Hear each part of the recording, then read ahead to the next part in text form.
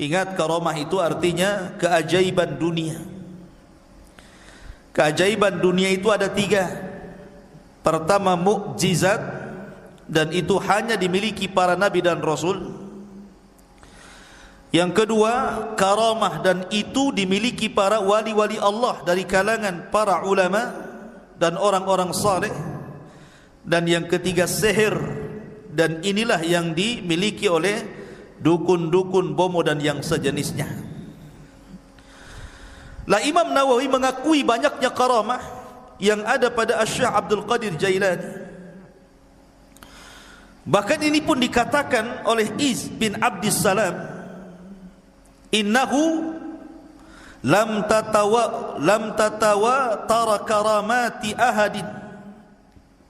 karamatu ahadin minal masyayikh illa Syekh Abdul Qadir Jailani, fa inna karamatihi nukilat bitawatur. Tidak ada satupun berita yang masyhur dari para ulama dari karamah-karamah para masyayikh yang lebih masyhur, yang banyak diceritakan manusia melebihi karamahnya Syekh Abdul Qadir Jailani. Itu pengakuan ulama besar Al-Izz bin Abdis Salam itu. Bahkan Imam Zahabi memuji luar biasa.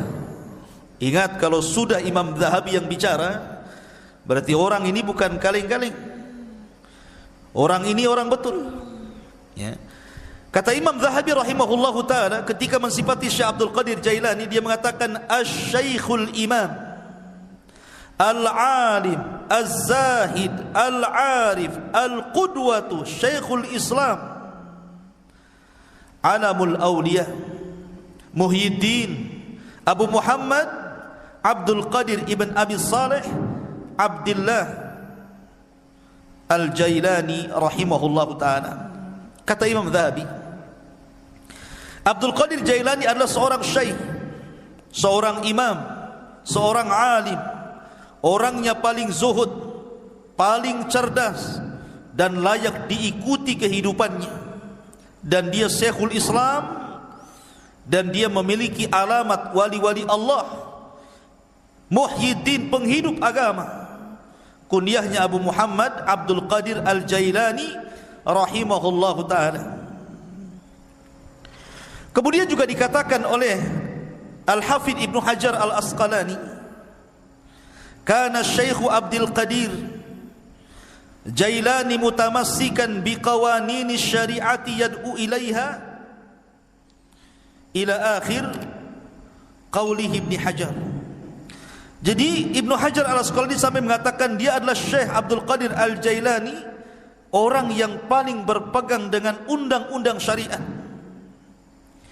Bahkan dikatakan oleh Al-Imam Ibnu Qudamah Al-Maqdisi, Ma'ruf Ibnu Qudamah, dia mengatakan dakhalna bi Baghdad sanata 61 wa 500. Aku masuk ke Baghdad pada tahun 561 Hijriah.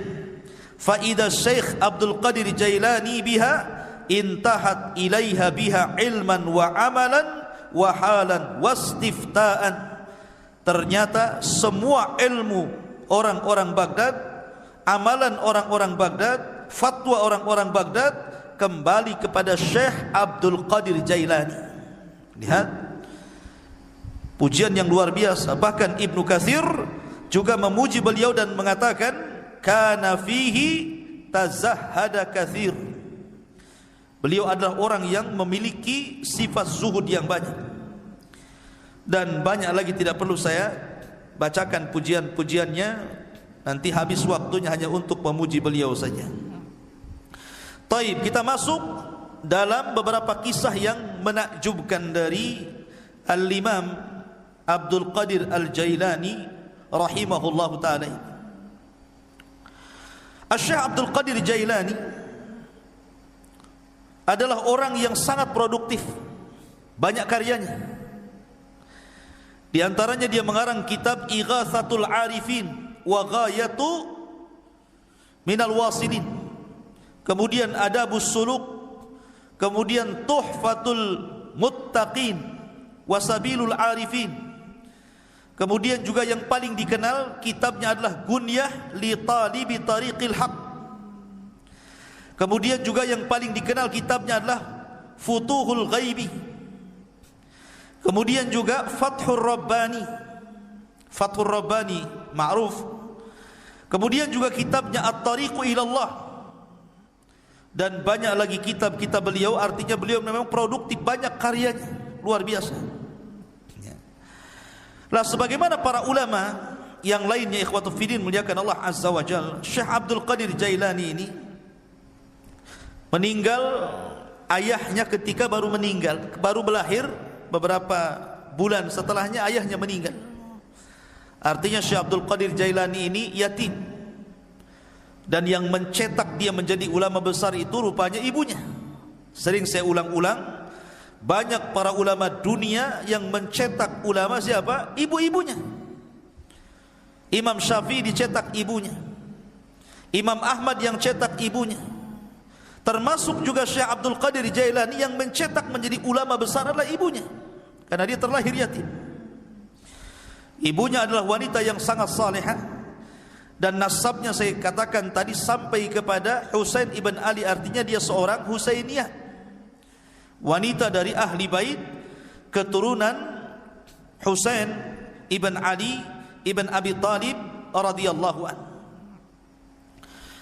Lah Syekh Abdul Qadir Jailani ini lahir di Jailan. Jailan ini kalau sekarang mungkin ada satu daerah di Iran. Di Iran ada tempat namanya Jailan.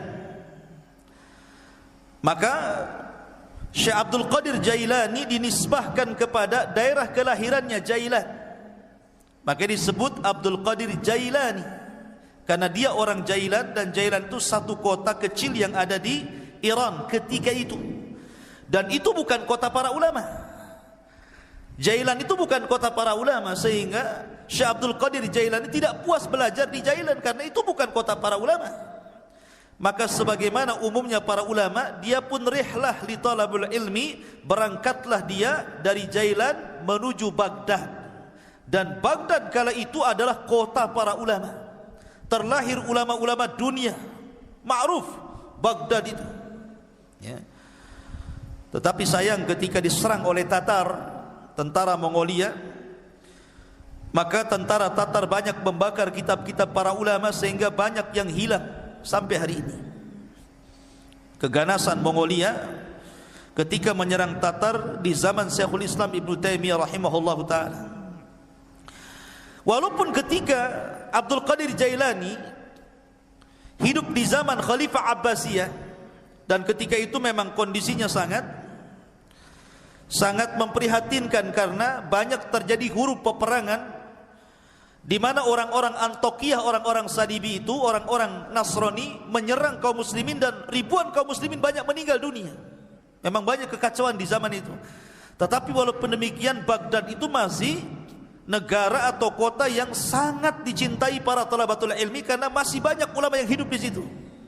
Salah satunya adalah tujuan safarnya Syekh Abdul Qadir Al-Jailani rahimahullahu taala ketika usianya 18 tahun, kemudian dia safar dari Jailan menuju Baghdad, dan dia belajar di rantau selama 33 tahun baru pulang.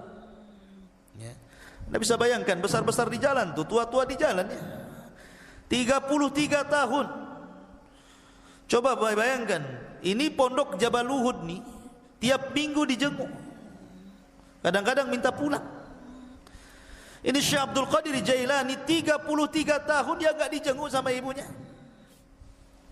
Betul-betul setelah dia menguasai seluruh funun ilmu, baru dia pulang menjadi Syekh Baghdad. Diakui keilmuannya. Makanya salah satu syarat talabul ilmi kata Imam Syafi'i, tuluz zaman, lamanya waktu. Karena ilmu itu bukan ta'ammul tapi ta'allum.